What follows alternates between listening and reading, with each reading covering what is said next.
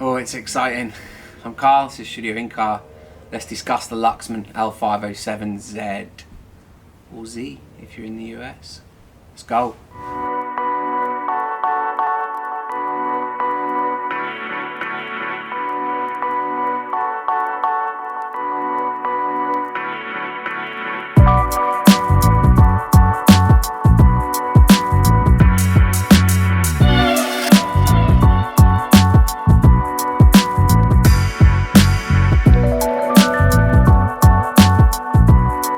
So, straight off the bat, you're going to have to bear with sound today. You can possibly hear it. There's an extreme weather warning in the UK. It's the middle of summer and the wind is kicking off like crazy. Goodwood Festival of Speed has been cancelled for the first time. I've been quite lucky really. It's been a busy couple of weeks. Been to see the Arctic Monkeys outside in Southampton and Cheersball. Went to see Blur at Wembley. The weather was fine for all of it. So every now and again you'll hear a strange noise as the wind tries to take the roof off of our building. Brief spec on this incredible super integrated, I suppose you could call it. 7999, so it's 8 grand UK. I don't know what it is in dollars. 25.5 kilos. It weighs a ton. Be careful when you get it out the box, because if you move it around to look at it, you'll hear a clunk. I did, and I panicked almost immediately. Phoned everyone, you know, why is this doing this? Got to go back, blah blah blah. Don't worry about it. There should be a warning on top of it, but there isn't. That the transformer inside there is decoupled from the rest of the amplifier. They obviously don't want its vibratiness getting into all of the other non-vibratey parts, you know. But when you move it around, it is audible that it, you know, that thing is decoupled. So yeah, exactly how it's meant to be. That said, there won't be many people out there that take it out of the box and do a you know, triple backflip like I did, because it is a complete lump of a thing to move around. It's built extraordinarily well, you know, as you would expect from Luxman. 120 watts per channel, class AB, so loads of power, plenty of it, plenty of grip. Shouldn't have any struggles with any speakers in here. Fit and finish of the amplifier is exactly what you would expect from Luxman. So we've got our pure sort of aluminium fascia, machined knobs, just everything feels exactly as you would expect from such a product. Everything's weighted really well. The switch gears weighted really well. So from the fascia and the knob feel, the way they're all machined perfectly, to the VU meter display with its LED lighting and the LED attenuation lighting. It's very subtle and soft. It's a really pleasant thing to look at on the rack. You can turn them off. It's switchable, you know. The rear layout is real plain and simple. Lovely black finish on the back. Everything's explained really nicely, but the layout is just really well managed, really well packaged, you know, with, again, you know, rock solid connections on the back and really nice binding posts there too. In terms of spec, I won't go too far into it. All the links are down below as usual. You know, you can get to them from your TV or your computer or whichever and just have a look around. You know, they'll point you to our site where we of course sell the product, and we have links outbound from there as well to things like Luxman and any sort of PDFs that you would require for the amplifier. So into its sound, its only job really, other than to sit there and look incredible as it does. I've written a bunch of notes. I've not compared it to other products. I've simply had experience with other products, you know, and there's a lot of things in here, so I can compare certain things. If you want to see, just let me know. But this is my standalone thinking on the Luxman L-507Z. First thing I wrote in my sound sort of note for this amplifier, in my sort of review notes, was that it reminds me of the sounds that I was hearing when I was first getting into hi-fi and sound. Sounds a little bizarre, that, but it's, I think, a extremely big deal. Now, we don't often replicate those original feelings. I don't know if you can remember, either way back, if you're you know, if you've been into this a long time, or a few years ago if you've only been into it for a while and you're still going through this really nice period of hi-fi. All those little upgrades you make as you build your system, or all the things you hear when you go and listen to things, all those experiences you have that when you hear them and you think that's it, that's what I want, that's better than what I have, that's, you know, that sounds pure, whether it's brass or vocals or, you know, power in the bass or anything like that.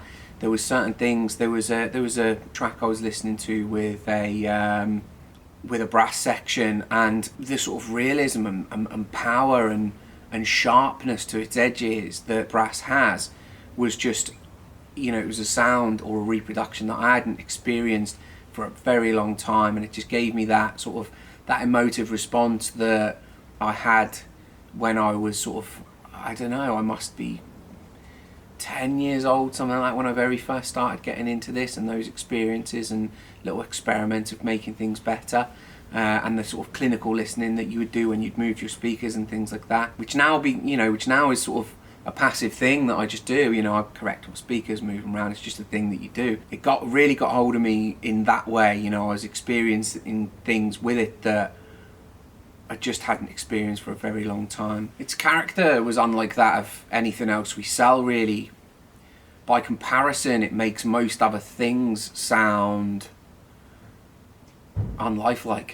Now, that doesn't mean that anything else that I've heard isn't any good. You know, everything we have here I put through tests before we decide to take it on, before we decide to purchase it. So I'm happy with the way that everything in this room sounds, but the realness, hence the thumbnail, and how lifelike it sounds is like when you switch from a really good streaming service to a really good analog front end, so you know, a record, something on vinyl. It's difficult for me to explain the difference between the two, but one just has this connection with the human ear more so than the other, and that's what this amplifier is like. You know, the realness on tap, or what would be the definition of that? You know, what's the explanation of that? Hopefully you understand what I mean by that, but it just has this insane realism, you know,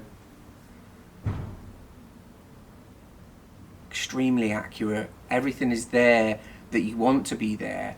All of the power is there and control that you would get with normal amplification, but it just has this sort of beauty to it that brings things to life. You know, it's just this, yeah, insanely realistic presentation from this amplifier through you know, the same speakers I've used with other amplifiers that have, you know, done extremely well. So, you know, I know the speaker set, I know the you know, the amplification. This amplifier, the Luxman, actually made me wheel out my NS1000s, my restored NS1000s, because of how well they deal with lifelike presentations. Now, you know, you can't really couple them speakers with something bold and brash and typically sort of older Class D designs and things like that, because they would just light up the room in a bad way. And yeah, but upon hearing this with certain speakers that I know very well, I pulled the NS1000s out because I actually wanted to experience their reproduction on the end of the Luxman amplifier, and the pairing was just, it was absolute heaven. They're a fantastic pair. If you have a set of NS1000s, then I would suggest that you do try something from the Luxman line. Or, you know, if you haven't got a set of NS1000s, I mean, they're getting quite expensive now, but they can still be had for sort of sub 2K, I think.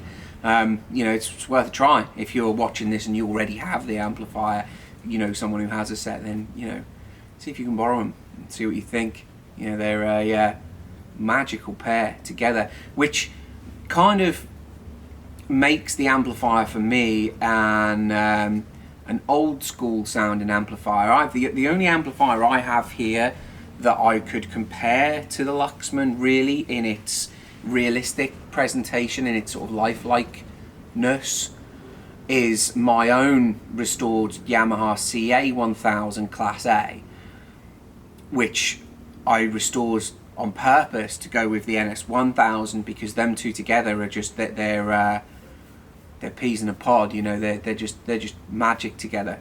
You don't get this full scale volume and, you know, maniac bass that you can get from some newer, more powerful stuff today. And dare I say it, you know, the Luxman has far more control and composure down at the bottom end, but in that mid band, the richness and like I say, the lifelike nature of the way that it sounds is just, it's just incredible. You know, it's not often been bettered for my ears.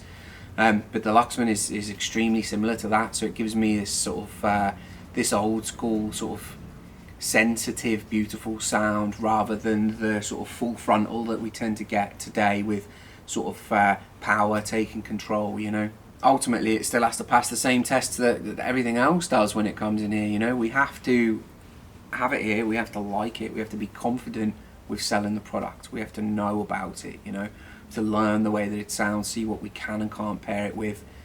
And yeah, it's past all of that with flying colours. But it is one of my sort of 10 on my original shortlist, and it was very close to the top of products that we ultimately wanted to sell and have on display here for people to hear, and then, you know, for people to buy from us. Because it's been on the rack or on the, what we call a sideboard, you know, in the listening position for quite a while now, people that aren't connected to sound, whether they're sort of industry types that sell products not necessarily sound related, or they are car audio types that sell products but not necessarily interested in sort of hi-fi sound, to the DPD man, you know, all of them have been up here at some point, and when that amplifier is playing, regardless of the speakers that it's playing through or what track it may be playing, there's probably been around 10 people that have commented to say how lifelike the sound is up here with that amplifier. You know, we don't get that all the time. Music, to people that aren't necessarily into it, is usually a passive background thing. It's usually there to fill dead space, whereas those guys commenting on how good it sounds up here is actually quite a big deal. I believe that a good test of SQ is to put someone in front of it that doesn't know what they're talking about, and then take the first thing that comes out of their mouth is usually the most honest. And yeah, so there's been a lot of passing comments on how realistic and lifelike the product sounds in here from people with no experience. Trying to think of, you know, a conclusion other than it being absolutely perfect. You know, I'm trying to think of any negatives that we've had with the product. I was surprised by, when I moved it, that the transformer itself is decoupled. I don't see that as a negative. I maybe see it as something that could be more obvious, I suppose, for some people. Sound, there's nothing I can fault it for. That sort of that realism and the dynamic control that it has is available at the very bottom of the volume range, and you know, I haven't had this amp, like with a lot of amplifiers that I would use, you can almost sort of, you know, empty them out because they're quite linear in their gain throughout the volume sort of attenuation. This one, I've, you know, 12 to 1 o'clock I think is probably about the highest I've had it, but that composure remains exactly the same all the way up to there. And I'm sure, you know, if I'd had the Stones, I'm sure you can wind it all the way around and it will stay just as linear as it was down low, you know. The sound is something I could live with forever. It's not, you would never be fatigued. You can listen to this amplifier constantly. It's not something you would ever get bored of. I think you'd get bored of your music before you'd get bored of the amplifier and the way that it sounds, such as its sort of natural presentation. There's no long-term, or yeah, there's no sort of long-term fatigue. There's no long listening fatigue that goes on, which happens with, you know, with a lot, 50% of products. You know, they sound fantastic, but after a while you probably want to rest, you know. This isn't like that, you know. It's calm, it's relaxed, it's real sound is how it reproduces, you know, so you don't get fed up with it.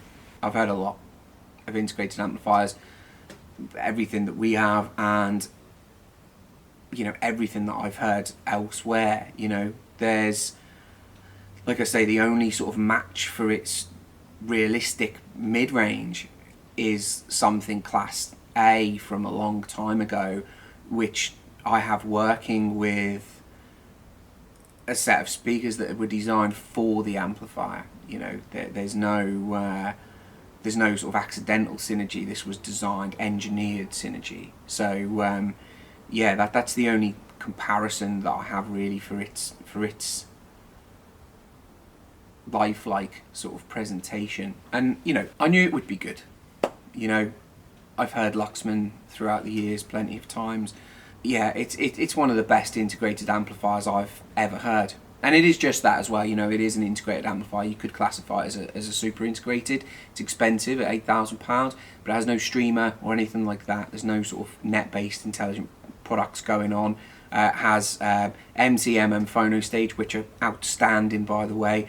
Comparisons, I had a Project RS2 phono box on here using the RPM 10 moving coil, and the differences between the two were negligible, really. So I would say I wouldn't buy it and an expensive phono stage. I would try and get the maximum out of its own phono stage. That's switchable on the front. You can just switch between MMMC and things like that.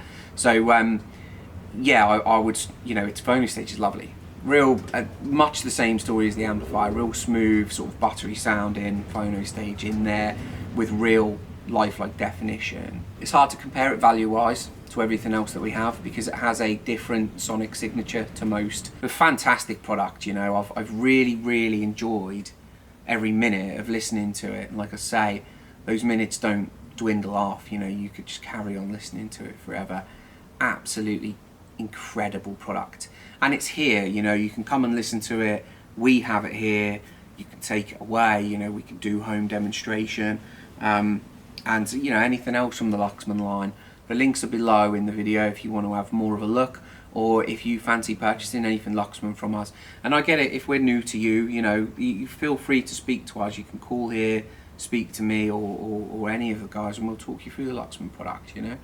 So, yeah, anyway, I hope you've enjoyed it, and I know that the Luxman fan base, I suppose, is a pretty hardcore one, and rightfully so. You know, it is a very long-standing product, and that's what I absolutely love about it.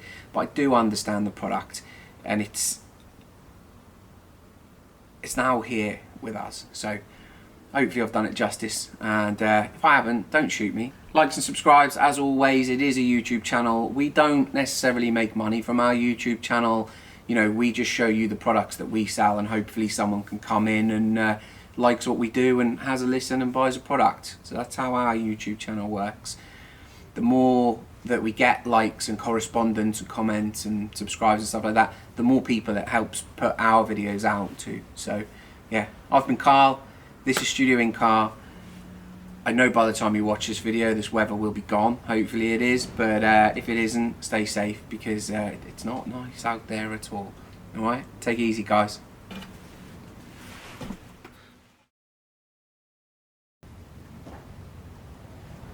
So from that fascia,